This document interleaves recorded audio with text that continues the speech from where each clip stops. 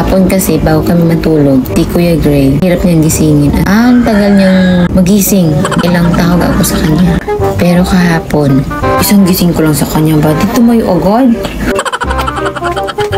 Natuwa ako. Masaya ako dahil pinupad niya yung sinabi niya na gigising siya kaagad. Ngayon, titingnan natin kung ganun pa rin. Tingnan natin. Kasi yung kahapon, natuwa talaga ako.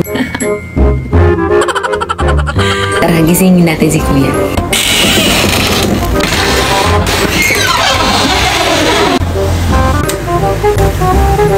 Kuya Gray.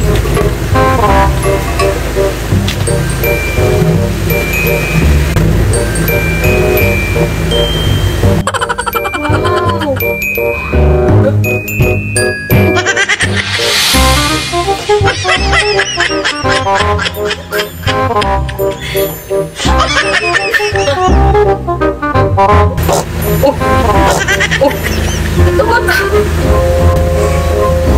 Giling ba? Giling. Magsayay ka sa kanila, oh. Ay, nagising ka pa ng maaga. Isang gising na yan. Oh, galing naman. Galing naman yung gato.